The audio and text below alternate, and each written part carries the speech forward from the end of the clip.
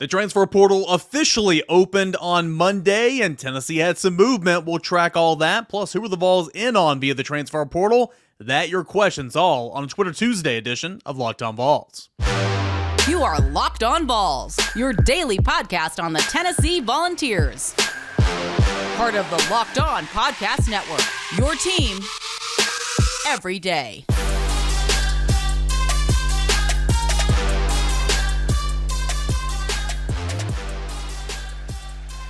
Hey, good Tuesday morning, everybody. Welcome to Locked On Vols. I am your host, Eric Kane. Appreciate you for being here and appreciate Game Time for being a proud sponsor of the show. You can download that Game Time app, create an account, and use the promo code LOCKEDONCollege for $20 off your first purchase.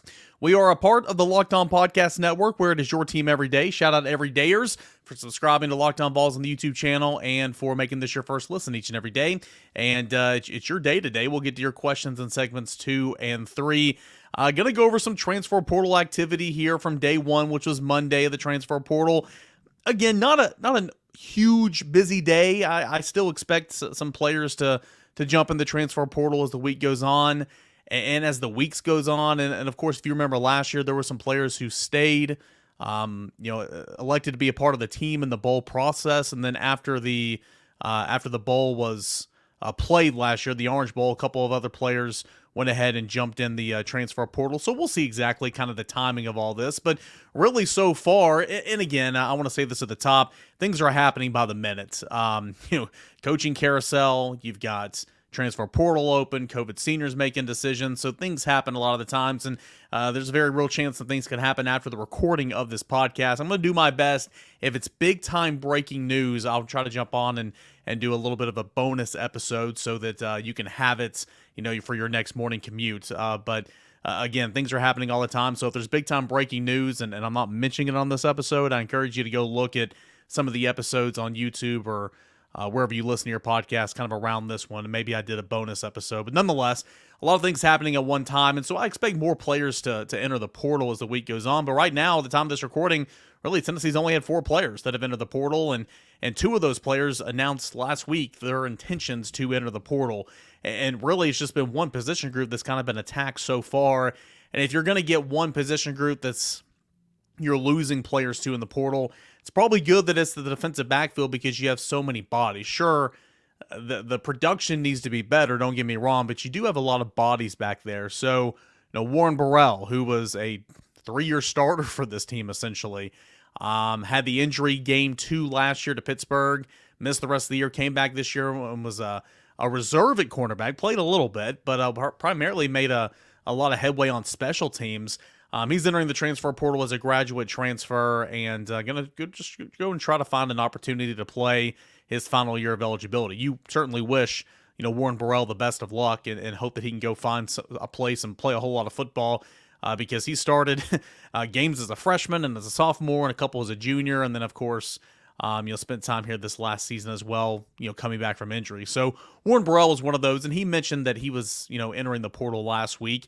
Mo Clipper also mentioned that he was going to enter the transfer portal over the weekend, or maybe it was tail end of last week. This one's an offensive lineman. I'll get back to the defensive backfield here in a second. But Mo Clipper's just one of those guys that we just don't know, right? Because the staff does not play young offensive linemen. The staff, this is one position group where you've got bodies, but you don't know what you have because unlike defensive line, unlike linebacker and Ricky Gibson in the secondary, even you saw what you had a little bit in Cam Seldon and blowouts, and you didn't see many freshmen play wide receiver, but you saw no freshmen practically play at all in the offensive line. And Mo Clipper's not a freshman. He's a redshirt freshman. He was a part of the class of 22 recruiting. But you just have no clue what you have in him. I mean, he's buried at the depth chart behind a lot of other guys, and he announced that he was going to enter the transfer portal, 6'5", 308 pounds. And he was I think he was a 4-star out of high school, but he's going to go look for another opportunity. So, again, that's not a shock. Mo Clipper's not a shock. Warren Burrell's not a shock so far. Brandon Turnage is interesting. He started his career at Alabama, transferred to Tennessee prior to the 2021 season, was a reserve, made 1 start, SEC Defensive Player of the Week, playing the star position against Missouri, and then went back to a reserve role, kind of jumped in and was a part of the cornerback equation in 2022, and did a lot of good things at times, and then played a little bit sparingly as a reserve cornerback this year. Another one of those guys that has 1 year of eligibility remaining, and he's a veteran. He's been around the block a time or two, and you wish that he can go and find success and playing time somewhere else. So, there's that one. And then there's Jack Luttrell. He appeared in, I think he appeared in 2 games this year, maybe 3 games. He was going to be a redshirt. Didn't play any snaps defensively.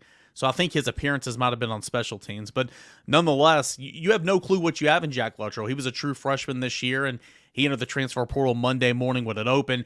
As a Carson Newman alum and Carson Newman fan, if you're watching on YouTube, you can see over my right shoulder, I got that Carson Newman helmet. Jack Luttrell's father played at Carson Newman. I think his mom went there. I'm not sure. His brother's there right now. Would love for Jack Luttrell just to go about 30 minutes north of here to Jefferson City and play for the Eagles.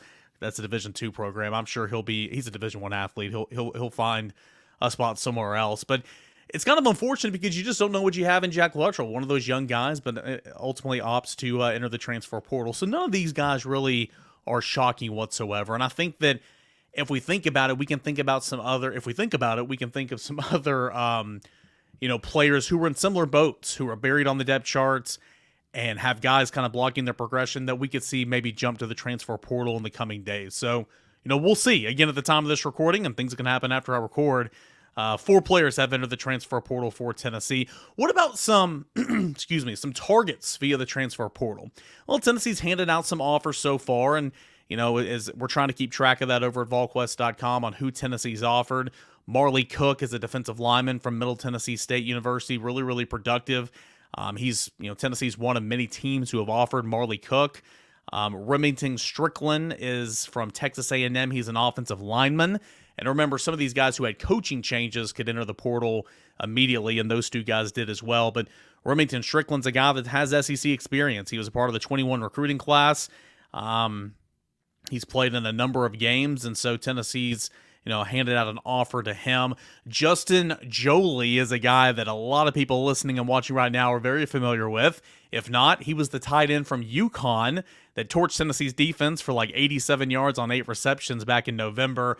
Multi-year in terms of eligibility. He'll have 2 seasons of eligibility. This past year, he caught 56 catches, 578 yards, and 2 touchdowns. Caught 18 passes, 250 yards, and 2 touchdowns as a freshman in 2022.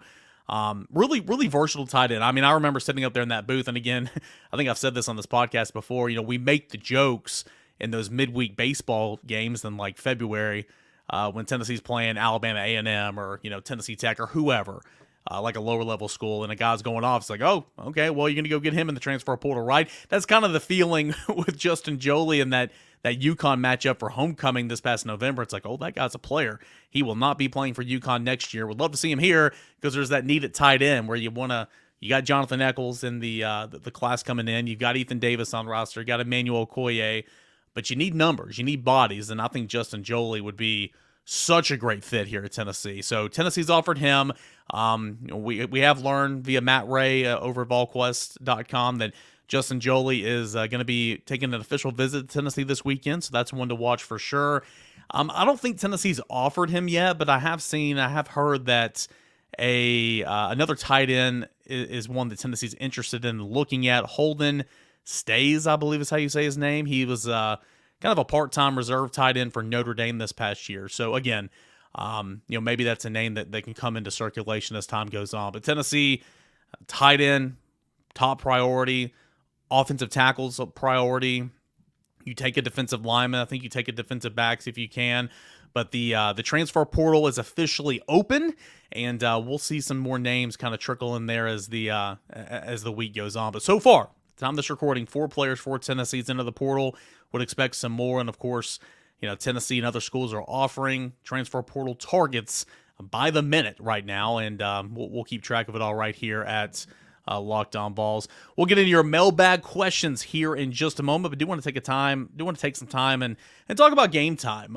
You shouldn't have to worry about buying tickets to your next big event.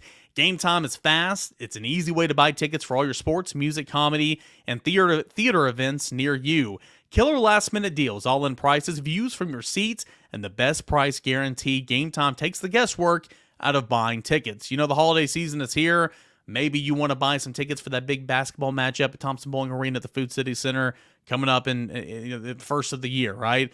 Maybe you want to buy some baseball tickets for the Vols at Lindsey Nelson this spring. You can do all that at Game Time, and they've got some great deals for you. Lowest price guarantee. They have event cancellation protection and job loss protections as well. And if you go to Game Time right now, and if you go to GameTime.com, or if you download the app, you can create an account, use the promo code LOCKEDONCollege, and you're going to get $20 off your first purchase. Again, download the Game Time app, create an account, use promo code LOCKEDONCollege, LOCKEDONCOLLEG, Locked On College, for $20 off your first purchase.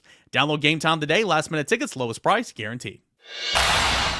All right, guys, welcome back into your Tuesday edition of Locked On Vols. I am Eric Kane. Appreciate you for being here, making Locked On Vols your first listen. You everydayers, time to take over the show, answer some of those mailbag questions. Appreciate you guys for sending in mailbag questions each and every day. But I do want to quickly revisit. I gave my stance on the whole playoff thing. I'm not going to go on there and talk about it even more today. But on yesterday's show, I gave my stance on the 14's pick for the college football playoffs, on Florida State being left out. And I said from the top, like, hey, I'm probably in the minority here. I'm going to upset some people. It is what it is. But I always find it funny when I get some comments from my stance on who I thought should be in the college football playoff. In the comment sections, I've been called pompous, arrogant, in need of a head exam. I had numerous people say they completely disagree, which, again, all this is fine. It's just my opinion, and everybody has their own opinion. So yeah, I thought I'd collect some of the best insults and bring it on here. Listen, I learned a long time ago that you're not going to please everybody by doing radio, but I thought those were funny. So job well done on the comments, guys. Let's get to your questions. We'll start with Willie the Kid. Do you think a major key to victory in the Citrus Bowl against Iowa is how our offensive line plays versus Iowa's defensive front? Or what do you think the key to victory is? And on a side note, I hope you are going to have fun in Orlando in the warm weather. Do you have any plans to do anything fun down there in your downtime leading up to the game? So I flew into Orlando and we stayed in Ocala before the Florida game. And we were there pretty much a day and a half before the game, just how flights worked. And when I was coming back, ironically, it's the first time I thought of it. When I was coming back, I'm a huge nerd. Love Star Wars. And here recently, since COVID, when I had COVID one week and I binge watched all the movies, and since then I've read all the books. 30 years old, I like Harry Potter now. Never liked it growing up.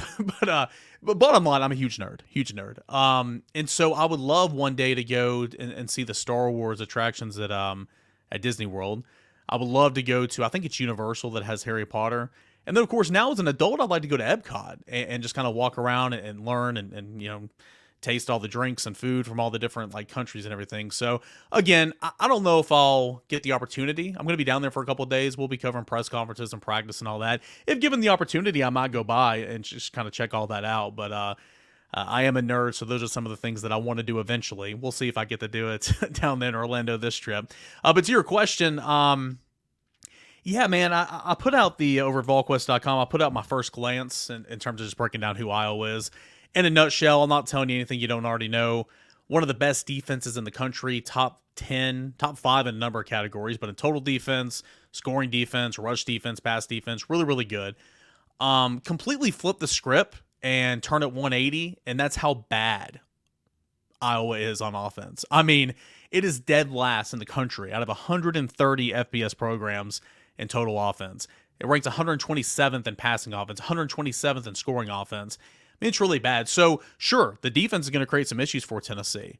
But Tennessee's not going to have to win this game in a shootout. I mean, over at FanDuel, the total right now is at 36.5. I mean, goodness gracious, right?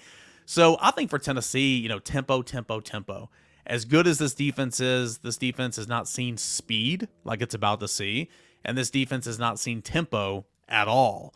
And so, if you utilize that tempo to your advantage, and you keep the pedal to the metal, I think that Tennessee is going to be just fine in terms of a matchup in this football game. So I think tempo is going to be the key issue. Offensive line certainly going to have to play well because that front for Iowa really, really good across the board. I mean, both defensive ends have 3.5 sacks, 5.5 sacks. There's a linebacker that has 4.5 sacks. I mean, they're really, really good. So the offensive line certainly going to have to play well, but I think tempo is going to be the key. Let's go to Vol and Arky. Twitter Tuesday question, heard a rumor that Saban is going to retire at the end of the season. If Bama wins it all, will Saban retire while he is on top? As a Tennessee fan, I am beyond ready for him to retire. As not only a Tennessee fan, an SEC fan, if you're not a fan of Alabama, as a college football fan, everybody's ready to see Nick Saban retire. I've not heard that. Again, there's a lot of more people that are, dialed into what's going on in Tuscaloosa than me, that's for sure. I haven't heard that. It feels like he still loves coaching, and it feels like he's still being allowed to coach by Miss Terry. He's under contract through age 77, and I believe that would be 2029 for him. So, I don't know, but you're right. I mean, if you win it all, why not go out on top when you're out on top? So we'll see. But to answer your question, I have not heard that, but I'm with you, man. Every Tennessee fan is ready for Nick Saban to retire. Let's go to Braden here. Predict Nico's overall in the new NCAA game. In the theoretical world, Dylan Sampson transfers. Who would be RB2 behind Cam Seldon? Oh, man. All right, let's attack your last question first. Again, I don't think Dylan Sampson's going to transfer. I know there were some rumors out there and everything. It's just kind of the world we live in with name, image, and likeness. If Tennessee caught a hint that Dylan Sampson was going to transfer, if Tennessee felt like they were about to lose Dylan Sampson, I feel like Tennessee would do anything and everything in their power to keep Jabari Small on campus. That's just my opinion. Right now, you feel like Jalen Wright's going to move on to the NFL and Jabari Small is going to move on, and Dylan Sampson will be RB1 and then Cam Seldon RB1B. But that's a really good question. That's something you don't want to be in. A really, really good rushing attack, losing all three of its running backs. That would not be great. To answer your question, you'd have to go portal. You got to go to the portal in that situation. You're bringing in a talented back that you like. You got Khalifa Keith on campus already. Cam Seldon would be the obvious choice, but I would say you got to go to the portal if that were to be the case, but I don't think that's going to be the case. Nico's overall grade, man, I haven't played video games in forever, but I remember playing NC Dubs and seeing the overalls, and I remember playing Madden and seeing the overalls and everything. I bet Nico would be somewhere in the 80s. Again, has not been a starting quarterback yet, so a lot of his overall grade would be on anticipation, but you never want to have a guy that's brand new be like a 95. So I'd say probably around 85, 86, maybe upper 80s, just because he was the number one overall recruit. So we'll see. That's a really, really good question. Let's go to Jamie. Do you think you offer Walter Nolan? Do you think you offer Walter Nolan, and what do you think our chances of landing the UConn tight end are? Again, I talked about Justin Joly a moment ago. He'll be on campus for an official visit this weekend. We'll see how that visit goes. I mean, if Tennessee can, do really well in that visit, I'm sure they try to lock him down before he goes anywhere else. So we'll see how that goes. Walter Nolan, we'll see. He went to Powell High School as a senior, won a state championship. We know that Tennessee was very much in on his recruitments. I think there's a better chance of Walter Nolan returning to College Station than him going somewhere else. That's just my opinion. I'm sure if he's legit in the portal and legit looking around, we'll see if he reaches out to Tennessee, and we'll see kind of if that thought process is reciprocated. But right now, I would say it's not really high up on the list in my opinion. And let's go to, we'll do one more here before we hit the reset. Let's go to Andrew. Andrew says, how come we never hear you guys talk about Okoye as a scholarship tight end? Heard he was freaky athletic. Yeah, it's Emmanuel Okoye. I think the big thing for him is, he came from the NFL Academy in London. He is brand new to football. He played 1 year, I believe, at the NFL Academy. And remember, they're playing on soccer fields. The hash marks aren't even legit. Coming over here, truly just learning the game. He's an athlete. He's a basketball player. That's where Omenora found him, former Giants edge rusher, OC, found him, and he was on the basketball court. He's an athlete. He is tall. He's long. He's super athletic, but still just learning the game of football, just the basics, and then learning this offense, and then learning everything that a tight end is responsible for in this offense. So I think he's got a little ways to go. That doesn't mean he's not freakishly athletic, because I think he is. But I think he's still got a little ways to go in terms of helping this football team. That is my opinion, of course. We'll come back. We'll get more of your questions here on the other side. But first, I want to remind you guys about our friends. That is LinkedIn Jobs. When you're hiring for small businesses, you want to have as many top-tier candidates as possible to interview. That's why you got to check out LinkedIn Jobs. LinkedIn Jobs has the tools to help find the right professionals for your team faster and for free. Hiring is easy when you have that many quality candidates. So easy, in fact, that 86% of small businesses get qualified candidates within the first 24 hours over at LinkedIn Jobs. LinkedIn knows that small businesses are wearing so many different hats to begin with, and you might not have time or the resources to make that right hire. Thankfully, with LinkedIn, the process is intuitive, quick, and easy. Even just launched a new feature that helps you to write job descriptions out there, making the process even quicker and, of course, easier for you. Post your job for free at linkedin.com/lockedoncollege. That is linkedin.com/lockedoncollege to post your job for free. Terms and conditions do apply. All right, guys, we'll jump back into your questions here on Twitter Tuesday, X Tuesday. I guess I really need to make that official now because it's not Twitter, it's X. Anyway, it's when you everydayers get to take over the show. Let's hear from Aaron. Based on what we know about the running backs at the moment, who do you think will be RB1 next season? If Wright leaves for the NFL, Sampson's proven, Selden's seen a little, Bishop's got a whole lot of hype. Yeah, I talked about this a moment ago. If Jabari Small moves on, Jalen Wright goes to the NFL, it would be Dylan Sampson and Cam Selden. And I know the coaching staff is super pumped up about those two. They love Cam Selden, and they obviously like Dylan Sampson a lot. So that'd be kind of the plan. And if for some reason Dylan Sampson was not on this roster, in my opinion, Cam Selden, and you got to go Portland. But I don't think that's going to be the case. Let's go to Scott. Scott says, early thoughts on secondary depth now with Turnage, Burrell, and Luttrell entering the portal. Yeah, my question would be, what does Danico Slaughter and what does Gabe Jeudy-Lally decide to do? Those are two guys who have another year of eligibility and could elect to return to play again. If Danico Slaughter exercises that COVID year, is he even a cornerback? Is he playing safety? Is he playing star? We'll see. I like Ricky Gibson a lot. Ricky Gibson needs to be a starting cornerback, in my opinion, next year. I like Gabe Jeudy-Lally a lot. I would bring him back, and I would start him at corner. I would also, be pushing Christian Conner and Jordan Matthews a ton during bowl season and let them play and be a part of that rotation next year. That's what I would and of course, that's if Danico Slaughter were to play another position. So, we'll see. I like Gabe Jeudy-Lally. I think that they would bring back Danico Slaughter. Danico Slaughter didn't go through senior day, so that would, that would kind of have the anticipation that he's returning. So we'll see what happens. Again, Turnage and Burrell were great to have on your roster. Experienced veterans, have been in this league. But at what point to having those guys, and we talk about this on the VolQuest podcast today too, at what point does that stunt your growth behind you? Coaches love to have options. They want everybody. They want to have all these options. But when you have all these options, guys like Jordan Matthews who needs reps, Christian Conner, Ricky Gibson, they're not getting those reps. So, your depth takes a hit, but it's not the end of the world in my opinion. And then again, in Luttrell, you just don't know what you had in him. And it's kind of unfortunate because you didn't see him play at all. And of course, he was a safety. Let's go on now to Noah. Chances Joe decides to sit out, and if he does that help or hurt our offensive struggles? Or maybe better phrase, does it make you feel better that we can move the ball through the air, or does it add concern? Against Iowa's defense, I would say it probably adds concern. I mean, listen, I want to see Nico play as much as you guys do. I'm excited about that. I've been lobbying all year long, like, hey, Nico needs to be getting more reps. Not saying he should be the starting quarterback, but he needs more reps. Blowout games. Why isn't he playing all this type of stuff? Even when he does play, why did he only play 2 series? Why didn't he come in a quarter before? I want to see Nico play, but Iowa's defense is good. And so, hey, you're going to be the starting quarterback in 2024. So, hey, good test for you. I'll be excited to see it.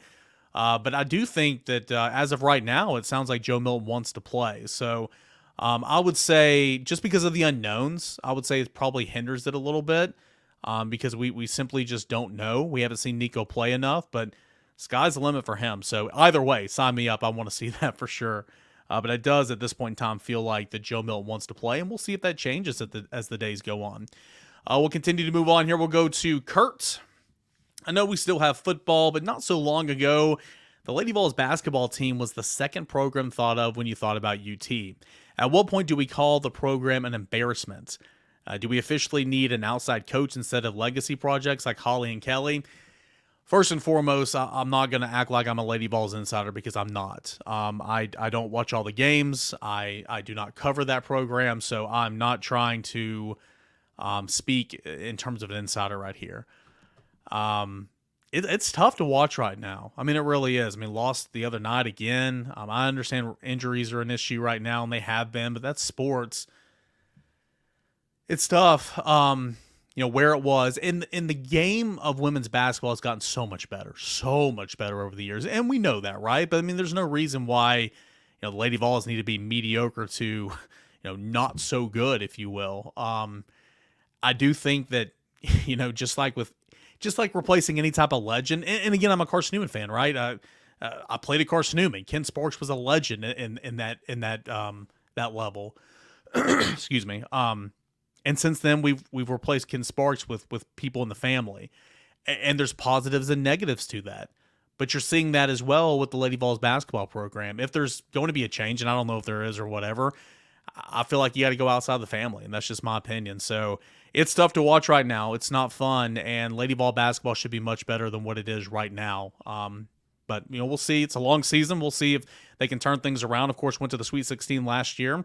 But Tennessee basketball, Lady Vols wise, needs to be back in the Elite Eight and Final Four. Let's go to Matt. Vol Twitter thinks all highly touted transfer portal guys are coming. They're not. Tough question so early, but a fun one. What portal guys do you think are legit candidates? Yeah, I kind of went over there a moment ago. As of right now, I think Justin Jolie, the tight end, is the only one I know that is visiting for sure. When they get visits, and they don't have to visit to commit.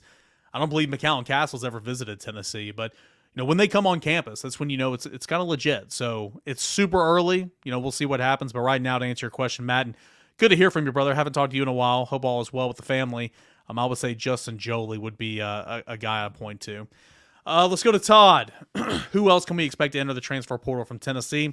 Yeah, again, I think some backups. I think some guys buried on the depth chart, some young guys that want to see some opportunity to play, and some of those COVID seniors that might be encouraged to leave. Like Warren Burrell's an example of that. They just want to go and play another year and finish their collegiate playing time. So we'll see. Again, I don't think at this time anybody's going to be like a slap in the face. That, again, can always change. Tyler Barron's a guy we thought was going to be NFL bound. Could he end up exercising this COVID year, but maybe playing it somewhere else? I don't know. We'll have to see. It's a lot of moving parts. Let's go over to Roba22. Eric, there are a lot of stories, rumors out there about Penix, McConkey, that's Ladd, Michael Penix, Ladd McConkey, Trevor Lawrence, T. Higgins, Amari Rogers, and many others who supposedly all wanted to come to Tennessee, but either Butch or Jeremy didn't want them, as well as the story of Caden Salter, who was at UT but let go because he didn't fit the offense. Can you please clean up some of those rumors, please? Too many fans think that every great player wants to be a Vol. Yeah, no, I'm really early, but wanted to get this in there before I forgot. All right. Yeah, great question. It's important to point out that I was not covering recruiting when Penix was a commit here. I was not covering recruiting when Trevor Lawrence was coming through. Really, when Ladd McConkey was coming through, I wasn't covering recruiting at the time. The big thing with T. Higgins and Amari Rogers, they were right here. I mean, they were right here in Oak Ridge and Knox Catholic. There's no excuse for that. There's absolutely no excuse for that. And sure, maybe they wanted to be elsewhere, and I get all that, but there's no excuse for that. Michael Penix was a commit here for Butch Jones. The coaching change happened. Jeremy Pruitt didn't honor his commitment. Yikes. And then, I don't know much about McConkey, and I know Trevor Lawrence grew up being a Tennessee fan, and ultimately he made his way to Clemson. Again, a lot of this I wasn't around, but I do know that just pointing out Higgins and Rogers, in my opinion, there's no excuse for that because they were right here. And Penix was committed, but then there was a coaching change, and Jeremy Pruitt did not want to honor that commitment. Appreciate that, as always, my man. Let's move on. Got a couple more here, then we'll call it quits on the show, for today at least. Let's go to Sawyer. What was your biggest disappointment and biggest surprise for you this football season? Man, biggest disappointment, I think I might have answered this last week, but biggest disappointment for me was how you lost games. Just being a no-show in Missouri, a no-show in the second half against Alabama, a no-show in the second quarter at Florida, and really not being competitive at all in the Georgia game. You were going to lose that game 10 times out of 10, but you just weren't competitive at all. I thought Tennessee would have a little bit more punch, if you will. That was disappointing. I think the most surprised thing would be really how Tennessee just dominated the run game. I knew Tennessee would be good in the run game, but Tennessee was like a top 10 team, rushing team in the country. Also, you lack consistency throughout the year, but Tennessee got after the quarterback. Tennessee had more sacks this year than it has since the year 2000. Isn't that a song? Yeah, that's, I think, Jonas Brothers. Yikes.